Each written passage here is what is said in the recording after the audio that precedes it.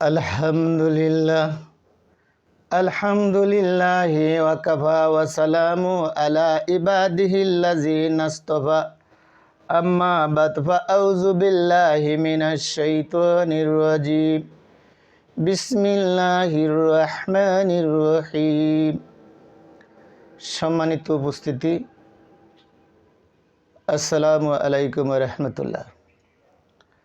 আপনারা যারা এখানে উপস্থিত রয়েছেন তারা সহ দেশ বিদেশে যারা মোবাইল ইন্টারনেটের মাধ্যমে দেখছেন, প্রত্যেককে জানাই আমি আন্তরিক অভিনন্দন এবং শুভেচ্ছা, এবং সকলের প্রতি রইল আমার ভালোবাসা। সম্মানিত উপস্থিতি, আজকে ছোট্ট একটা বিষয় নিয়ে আলোচনা করব, সেটা হলো কালেমা। আমরা হর হামেশা বলে থাকি কালেমা, মুসলমানের কালেমা, কিন্তু সুদীর্ঘ 30 বছরের বক্তৃতা জীবনে দেশ বিদেশের অভিজ্ঞতার আলোকে দেখেছি যে শতকরা 90% মুসলমান এই কালেমা কয়টা এবং কি এবং কালেমা জানে না, কালেমা পড়তে পারে না এবং কালেমা মুখস্থ নাই। এটা একটা দুঃখজনক ঘটনা।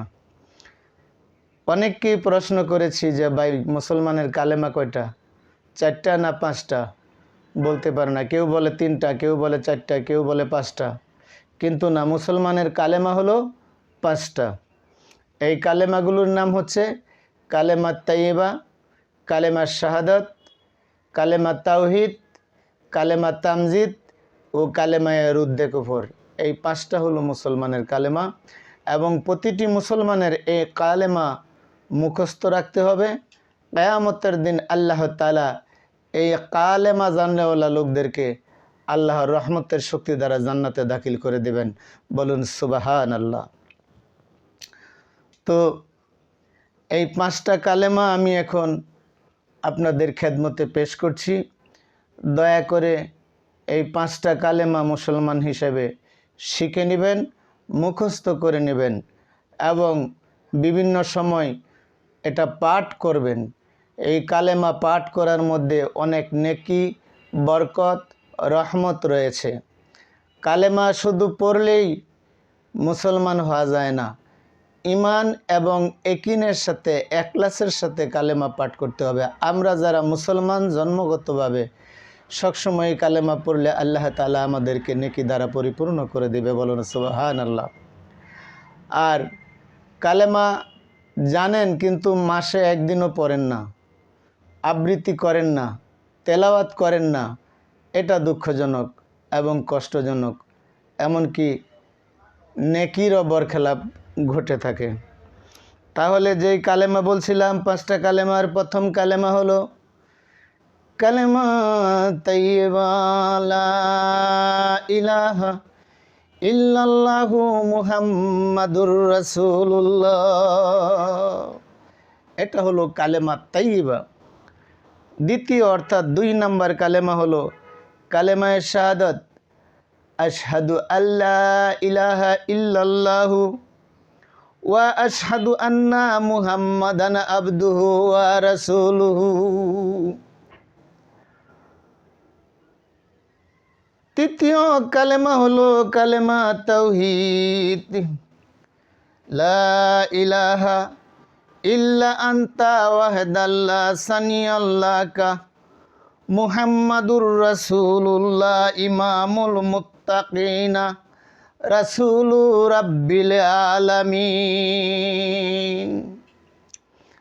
4 নম্বর কালেমাটা হলো লা ইলাহা ইল্লা আনতা নুরাইয়াদি আল্লাহু লিনুহুরিহি মাইয়াশাউ মুহাম্মাদুর রাসূলুল্লাহ ইমামুল মুরসালিন ওয়া খাতামান নবীন। বন্ধুরা আমার, 5 নম্বর অর্থাৎ পঞ্চম কালেমা হলো আল্লাহুম্মা ইন্নী আউযু বিকা মিন আন উশরিকা বিকা শাইআও ওয়া নুমিনু বিহি ওয়া আস্তাগফিরুকা মা আলামু বিহি ওয়া মা লা আলামু বিহি ওয়া আতুবু ওয়া আমানতু ওয়া আকুলাল্লাহা ইলাহা ইল্লাল্লাহু মুহাম্মাদুর রাসূলুল্লাহ।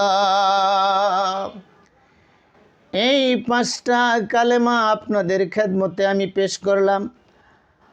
আল্লাহর উপর ভরসা রেখে গুনাহ মাফের জন্য ইহকাল পরকালে জিন্দিগি সহজ সুন্দর করার জন্য এই কালেমাগুলা আপনারা মুখস্থ করে নেবেন এবং দিনের মধ্যে কম করে হলো 5 বার এই 5টা কালেমা তেলাওয়াত করে নেবেন। আল্লাহর হাবিব সরকারে দু আলম আশরাফুল আম্বিয়া সৈয়দুল মুরসালিন রাহমাতুল লিল আলামিন খাতামুন নবীন নবী দুজাহান হযরতে মুহাম্মাদুর রাসূলুল্লাহ সাল্লাল্লাহু আলাইহি ওয়াসাল্লাম বলেন, যে ব্যক্তি ঈমান এবং ইয়াকিন ইখলাসের সহিত এই 5টা কালেমা 5 বার ডেলি অর্থাৎ দৈনিক 5 বার তেলাওয়াত করবে, ওই লোকটার যদি শিরকি গুনাহ না থাকে আর কোনো লিনদারের কাছে লিনে আবদ্ধ না থাকে, কাল কিয়ামতের মাঠে আল্লাহ রাব্বুল আলামিন রহমতের শক্তি দ্বারা এই 5 কালেমার বদৌলতে জান্নাতে দাখিল করে দিবে।